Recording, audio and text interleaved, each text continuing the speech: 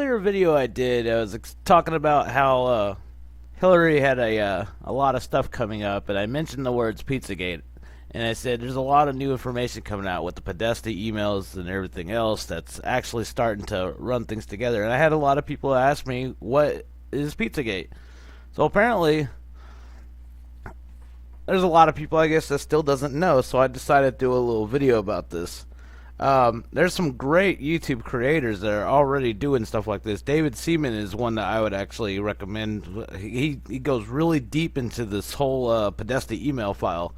But I'm going to talk about how this actually even all started and what made it become Pizzagate. Because I haven't seen anybody really cover this. Well, Pizzagate, it became a major story weeks ago when an armed man decided to investigate a D.C. area pizza place for himself. This man right here, he carried a rifle into a pizza parlor and then fired it at the floor. Media is telling you the entire story is a hoax or fake news. But what does that even mean? I spent the last month investigating. So what exactly is Pizzagate? And are there any actual facts to support the story? I've got to warn you, what we're going to talk about tonight will be disturbing to some people. But this is a reality check you won't see anywhere else. Pizzagate actually comes from the WikiLeaks release of hacked emails from Clinton campaign chairman John Podesta. In all, WikiLeaks dumped around 50,000 email messages, and it was from those emails that the claims that John Podesta may be part of a child sex trafficking ring come from. Now, to be clear, not one single email in the Podesta emails discusses child sex trafficking or pedophilia. That is a fact. But there are dozens of what seem to be strangely worded emails dealing with pizza and handkerchiefs. Self-described online investigators say that those words in the emails about pizza and the talk of handkerchiefs is code language used by pedophiles. So how did a DC pizza parlor get pulled into the story? Well, again, read any mainstream report and they indicate that Comet Ping Pong Pizza was somehow linked to this fake story and has no relation to anyone involved. But the truth is that's not true either. What media is ignoring is that the Comet Ping Pong Pizza place is actually referenced in the Podesta emails at least a dozen or so times, and that the owner of that place, James Alfantis, is a friend of John Podesta. He was actually named, this is kind of strange, by GQ magazine as one of the top 50 most powerful people in Washington. Yes, we're talking about a pizza parlor owner.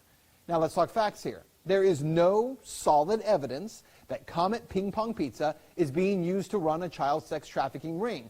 But there are some very strange connections between Comet Ping Pong Pizza and a second pizza place 2 doors over, Besta Pizza, and the accusations of pedophilia. Now this is where things start to get strange when you research this story. Now to begin, I need to show you a 2007 unclassified FBI document. That document, according to the FBI, contains commonly used symbols by pedophiles to express their preference in children. I want you to see these images here. These are the images. Notice this one on the end, the triangle. That image signifies something called boy love. The pizza place next door to Comet Ping Pong Pizza, Besta Pizza, well, this was their logo until only a few weeks ago. Clearly, you can see that the Besta logo actually contains the same image, I'm going to show you again, as that boy lover image. Interestingly, after Pizzagate investigators pointed this out, Besta Pizza changed their logo, and there it is now. They removed the triangle. Also, Comet Ping Pong, owned by Alfantis, is the place where a number of performance artists perform regularly. 2 of the groups that perform there, who you can see advertised, by the way, on this Comet Ping Pong poster, include a group called Heavy Breathing and another group called Sex Stains. Well, if you check out the YouTube videos by these bands, Heavy Breathing has songs that do joke about pedophilia, and the band Sex Stains has a video that includes, and you see it right there, that same boy lover symbol. It's nearly identical to the one that the FBI does say is a pedophile code symbol for boy love. As I said, there are some strange things there. As for the owner of the pizza place, James Alfantis, well, he was one time in a relationship with David Brock, who ran Media Matters for America. Well, since Pizzagate began to blow up online, he has made his Instagram profile, Jimmy Comet, private. But an archive search of Instagram reveals a number of strange photographs and words with strange and disturbing images associated with them. Look, to the point where we can't show you those pictures. We're not even going to describe them to you because some viewers would find it too disturbing to share on TV. Now let's talk about the Podesta brothers, because remember, it was John Podesta's email that was hacked. In those leaked Podesta emails, John Podesta talks about his close relationship with Dennis Hastert, the former Speaker of the House, who was recently sentenced to 15 months in prison for abusing boys years ago. He was referred to by the judge as a serial child molester. According to the Washington Post, visitors to Tony Podesta's home in Falls Church got an eyeful when they walked into a bedroom at the Podesta residence hung with multiple color pictures by Katie Grannon, a photographer known for documentary-style pictures of naked teenagers in their parents' suburban homes. And to be clear, that just begins to scratch the surface of how strange some of this stuff is. And bear in mind, we can't get into a lot of the real details of it because of the limits on broadcasting this on television. But it is some very strange stuff. Now keep in mind, again, there is no proof here that there is a child sex ring being operated out of a D.C. pizza parlor. Investigators have already proven there's nothing to the story, right? Well, actually, no. And that's what you need to know. For all that is here, there has not been one single public investigation of any of this. Not from local police, not from the FBI, no one. And that has to be the big question. Not for Podesta or for pizza parlor owners, but for law enforcement. Based on what may be or may not be here, the big question is, why hasn't any investigation taken place? That's Reality Check. Pizzagate was a code word that a lot of these rich elitist people that are part of this giant club that if you're not rich and powerful, you're not allowed in it kind of club, you know? And this was just a spinoff of something that they originally have already done. But if you actually went through all the John Podesta emails, you would actually see him referencing a lot of these code words. And these code words represent basically the same codes that pedophiles use when they're chatting in online forums and discussion places when they're trying to talk about child sex trafficking or child pornography and stuff like that. They actually use all these exact same terms. And if you go through all Podesta emails, you'll actually find a lot of these emails where these people are talking about they have parties. Would you like an extra slice of pizza? What kind of sauce do you like? Do you want nuts in your sauce? Whole bunch of weird language that doesn't make sense at all. Like, none of it actually makes sense. Like, no one would actually order food or anything the way these people are describing stuff. But it's all code word. And they started doing this after Jeffrey Epstein got busted with his island, and also Bohemian Grove was also blown out. This actually starts back to where the Skull and Bones used to practice everything at Bohemian Grove. And the Bohemian Grove place, a lot of rich people, and I'm talking rich people, presidents, princes, whole bunch of, royalty and everything all go to this place and stuff. And this is bigger than the Bilderberg meetings. This is huge. This is like their cult ritual kind of sick pleasure that they do. And they do things like spirit cooking, human sacrificing, and stuff like that. I haven't heard anything new about the human sacrificing. I haven't heard, anything leaked about that's been recently at Bohemian Grove. But when it first started, there was a lot of people that actually would testify about doing the stuff like that. Come in here for a second, close up. You witnessed the sacrifice of an individual in a satanic ritual at the Bohemian Grove. Is that correct? Yes, it was Kevin Collins. And I've also made this very public that I was one of 3 or 4 people that kidnapped him off the streets of San Francisco. And so Kevin Collins was chosen by Michael Aquino, and because he was a Catholic young virgin boy. And he was, I named you the names of who was all involved. These were all people that were somewhat unknown, at least in the major public at that time. So they are guilty as hell. Is that correct? They are as guilty as most people in the world are of murder. And they definitely were involved in the murder of this child. The truth is, when you're quiet and you listen, you learn. And around these people, the quieter you are, the more you learn. And when you're a semi-intelligent person with integrity, that's right. You know when you're being taken, but you're quiet, you listen, you keep your enemies close. That's right. Man, I got to tell you though, that the sheriff's department's coming on me, okay? Okay, so I knew about the cloning of sheep before it happened, years. I knew about HIV and mosquitoes years before they knew about it. Why did you? Because the old men, they get freaked out and they have these big conferences with the head, health people of the world. I was friends with the paramedics. But I'm really happy this day has come. I've been wanting it for a really long time. I could tell you that they refer to everybody outside the club as little men. Every single man is a little man unless you're in this club. They are the brainstorm of everything that happens. They are the movers, the shakers. They are, when you say it's not a conspiracy, it is. It's really creepy. This used to be considered the armpit of Sonoma County. This is where they kept all the drug addicts. And Starlit Hill was actually called Heroin Hill. Everyone was kept here. Look, I'll tell you this. The small town politics of Sonoma County are totally corrupted by the Bohemian Grove. And it's actually big. It's Napa County. I've met quite a few of these people.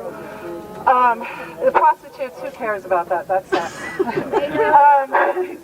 But I can tell you this, that every sheriff you see is bought out. They have no integrity. Doesn't matter if you know them on the street and they're nice and they smile at you. When it comes around Bohemian Club, everyone's bought out. These kids that are coming in with red shirts are Sonora, they're just little brats, snot-nosed brats. They're coming in because they think someday they're going to be big, and they're not. They're little men. Well, we all are. There's no one free here. We're all slaves. These kids, what are they doing there right now? Well, I mean, I saw Nixon before he died. I've seen them all. They all have to come down to the food court. That's where women are allowed to serve. Except at Northwood, we're allowed to serve if you want. Women. Yeah. Yeah. Men too. There's men. There's prostitutes here, and there's boys, hot boys. But the main thing is, above all the sex and all that, it's the main objective of controlling the world, and it all happens here. And the police. Oh God, some of them know me. You're good. You've been waiting for this. The world's watching. They're all bought out, and they have no integrity, and shame on them, but I understand. They got kids, too. We all do, We all do. I do, too. My mom's house is going to be torn down in January 1st. So I'm taking a huge risk here. Are there underage prostitutes? Because that's not the point.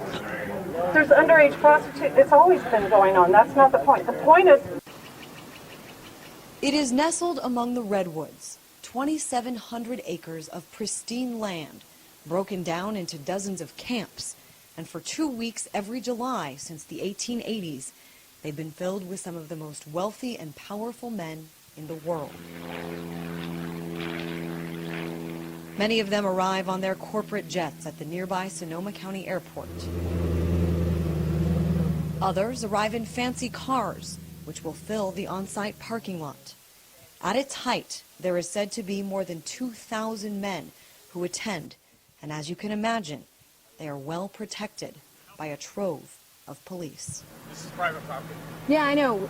So we're out covering the protest, and we just wanted to see if there was anyone that could give us... I would like you guys to get off the property, please. There's no way we could just get an escort? No, not at all, and I'll have the police come and arrest you if you don't leave, please. Okay. Thank you. Access is by invitation only, and most pay more than $15,000 to attend.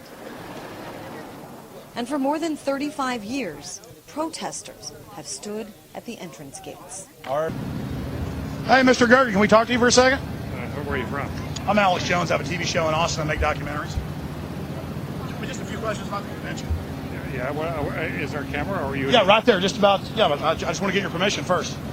Here. Okay, it's local. I've got... No, I understand. Just about a minute or two. Okay, great. We're talking to David Gergen, and he has advised several presidents, and of course has written quite a few books, and is I would call you a political pundit or researcher. Commentary at Over the Hill, whatever. Okay. How long you been in New York? About 4 hours. What do you think of this circus? Well, I haven't seen all the protests yet, but I've never seen as much security for a convention as we have here. And it's, the city's almost closed down. I think it's remarkable. I think it's an unfortunate turn for politics that we have to have this many police around.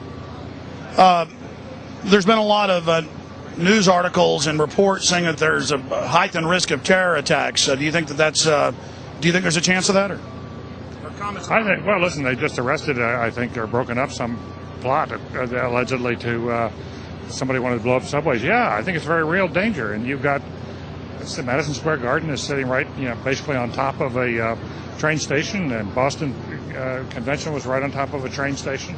Yeah, I just have to remember that trains are very accessible, vulnerable, and that's what happened in Spain. They went after trains and they blew some trains up, and it wasn't very expensive.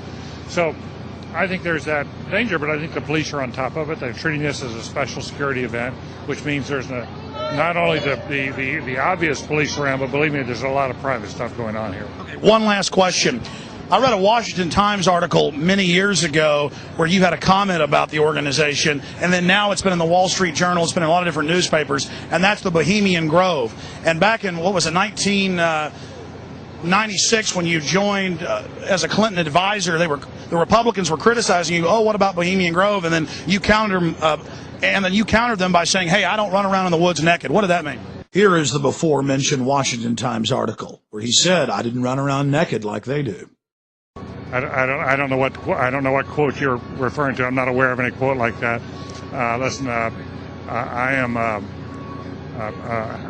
happy member of the Bohemian Grove. I like the folks who come there, and it's really inappropriate for me to talk about the group beyond that. Thank you. Have you been there for the ceremony with the cremation of care? Frankly, I don't think that's something I need to talk to you about. Bohemian, we thank thee for thy adjuration.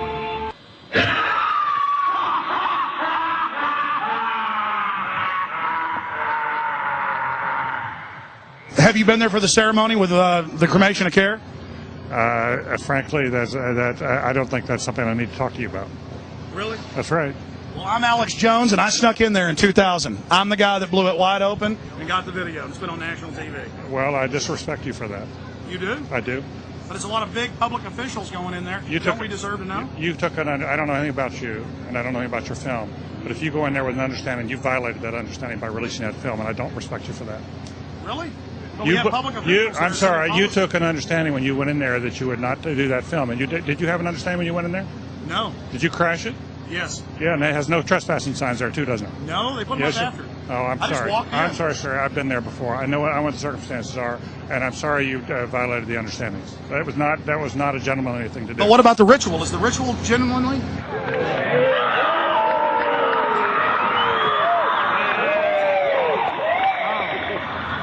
Sir, everything. I don't owe you this comment. I know. This is what's called ambush journalism, and I disrespect you for that as well. So thank you and goodbye. Been in the ritual? It's none of your damn business. Oh, right. Listen. You go around and make understandings with people and violate them. You ambush people on the streets, and that's inappropriate form of journalism. If you wish to practice that, that's fine, but don't ask others to respect you for it. If you want to, you can do. You're a free American, like anything you want. If you want to be uncivil and rude and ungentlemanly, that's up to you. But don't expect the rest of us to say, "Oh well, you're there, Mr. Gergen." I'm sorry, nobody says policy in there. We try to be gentlemen, and obviously, you don't belong there. Weaving spiders come out here. As you can see, Alex Jones has already infiltrated it a few years ago, and he exposed what they are, and still nothing was done about it. Nothing was done because these are the most richest, powerfulest elitists that are in control of everything. This is what the shadow government is. This is exactly what the shadow government is. The people that participate in these programs and stuff like that, all in one setting, and it's amazing how stuff like this even goes by. Even We Are Change snuck an interview with another guy that was actually a part of it. Go ahead and play that clip. Yes, sir. First question? Yeah. I'm sorry. You gave a keynote speech at the Bohemian Grove Club, sir. A club which openly has mock child sacrifices and satanic worship, sir. Can you answer my question, sir, please? I was very pleased. I was very pleased with my performance in the debate. It was a good debate. What about the Bohemian Grove Club, though, sir? That's very important. They do mock human sacrifices there, sir, and you reported being there. I was very pleased with my performance in the debate. Sir, why did you ignore my question, sir? Can we have open dialogue? If you want to be president, let's have an open dialogue about this. You just ignored me, sir. It's not nice. It's not. It's running up a storm about that Bohemian Grove over there. Human sacrifices and male prostitutes shipped in there yearly. I sure like to know what goes on over there. That's respectable stuff. I know, isn't it? It's disgusting. What you're doing is not respectable. Oh, I'm sorry. I thought you were talking about what the governor does over there yearly at Bohemian Grove. This is about the debate. This is not an open news conference. Right. Well, with the governor, there's never an open news conference. He talks about AIDS and healthcare and the same stuff over and over. Governor, Bohemian Grove, actually, you said before that did you or did you not attend Bohemian Grove in San Francisco? You've been ignoring this question for 3.5 years, Governor. They also had a lot of underage prostitutes, male and females, there. And this was also the same occult of what Jeffrey Epstein's island also had. So, in reality, the original place where this all started was Bohemian Grove. After Bohemian Grove, it moved to Jeffrey Epstein's island. She was the air hostess on board the notorious Lolita Express, the billionaire's private jet at the center of a sex scandal making lurid headlines across the world. Sleazy Wall Street tycoon Jeffrey Epstein used the Lolita Express to ferry a bevy of beautiful young women. Among the passengers, former President Bill Clinton and Britain's Prince Andrew. On almost every trip that I did go on, there were young girls around. In this Inside Edition exclusive, Shantae Davies takes us inside the secret world of the Lolita Express, named for the controversial book and movie about a professor's infatuation with an underage girl. Shantae made several trips on Jeffrey Epstein's infamous Lolita Express. She says she was one of several young, attractive women hired to travel around the world, giving massages or yoga instruction to Epstein and his rich and powerful friends. When Shantae was hired, she was a struggling 22-year-old actress. She once played a lingerie model in a movie called Exposed. These designs are really great. Shantae worked as a masseuse, but says she never had sex with Epstein. Did you ever think that maybe more was going on than simple massages? Looking back, of course. Was there a bed on the airplane? Actually, yes, there was, yeah. On one memorable flight on board a plane like this provided by Air Hollywood, she says she made peanut butter and jelly sandwiches for passengers, including Oscar winner Kevin Spacey, actor Chris Tucker, and even Bill Clinton.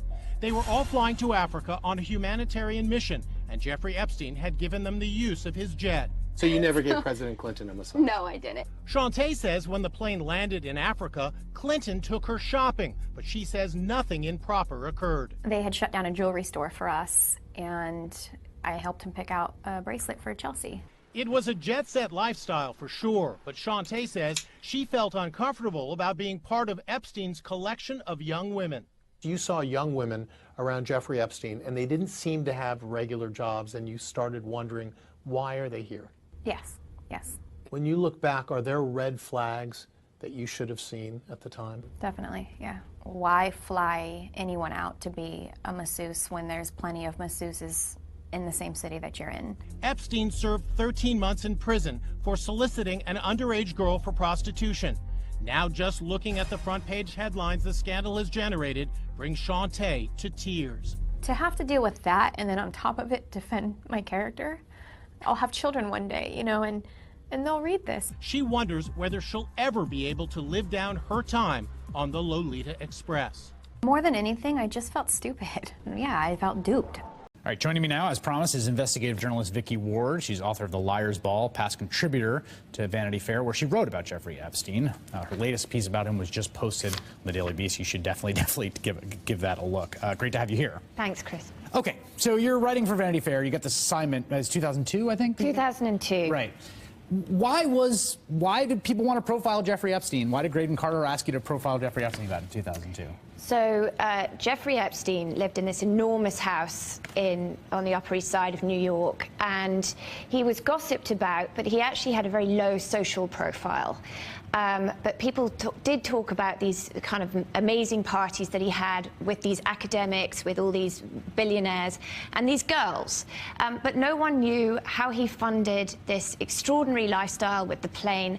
And then suddenly he popped up above the radar. He flew Bill Clinton to Africa, as you said, on that plane. It was reported in the sort of society gossip columns. And I think Graydon Carter, my boss, actually was trying to do me a favor at the time. I was pregnant with twins, couldn't fly, wasn't really allowed to fly. And he said, okay, here's a story that's sort of on your doorstep. Should be nice and easy. This mysterious Gatsby-type figure. No one knows how he really made his money. So I want to talk about the girls. We have this guy who's this kind of, it's called the talented Mr. Epstein, I think. Right. It's like this kind of crazy Jekyll and Hyde. He's with Nobel Prize-winning scientists, academics, right, ex-presidents, famous people, movers and shakers, glamorous. He's got his own island. He's got his own mansion. He's got his house. Yeah. No one knows how he makes his money. And then there's the girls. Then there's the girls. And this is when, it's interesting because at the time, I was pregnant, and you don't, and we were moving very quickly, and we wanted to get the story, and then you don't always see things that you see later on. Yeah. And I was going back and looking at all my notes, and I now see that he was never that bothered actually by the sort of the financial stuff that I uncovered and put to him, but he was very bothered about the girls, and he would say to me, well, what have you been finding out about the girls? What have you been finding out about the girls? And obviously at that time he wasn't under investigation. We didn't know what we now know. I mean, he's now a convicted sex offender. But then we didn't know. But what I actually had found was this very brave family, a mother and two daughters, who were prepared to go on the record about alleged molestation that had happened to one of them when she was only 16. And, I'd had her sister sort of crying in my living room, and they told me the whole story, and they also told me how frightened they were to go on the record. And it did not ultimately make it to the piece. It did not, and I was very upset about it. Well, you're now here telling it, and it looks like you were prophetic in your reporting. Vicki Ward, thank you very much. Thank you. And so, pretty much after the whole Jeffrey Epstein Island incident and everything else, his island got raided, and I guess there's a whole bunch of, they said there was a whole bunch of hidden cameras all over the island, and it captured all these public figures, governors, presidents, Secretary of States, all these different high-powered figured people that's actually been there on this island. And this part's just rumored. I'm not 100% certain on this because, like I said, our government is already corrupted by this shadow government. And so when they did the raids, it's like nothing ever went to the public eye. No one knew what happened after that and everything.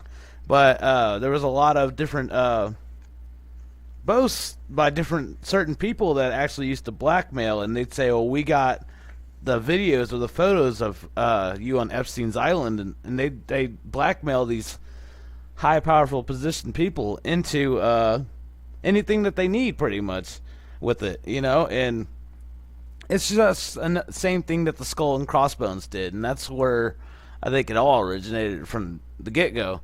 But pretty much Pizzagate was what they pretty much worded to afterwards, and now it's been such an underground operation that they resorted to using these code words, and so it's by design to look crazy.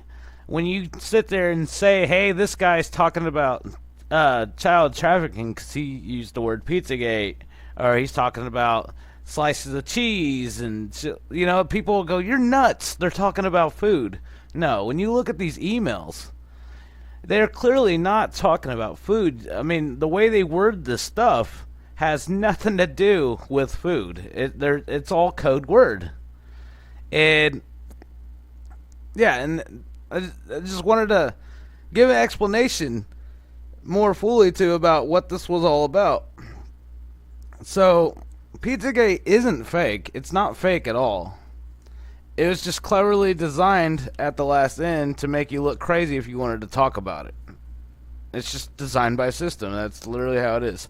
And I think this should definitely get further investigated. I heard Twitter banned the hashtag for it, and so everybody's using hashtag Pedogate now for the news stories that they're coming out.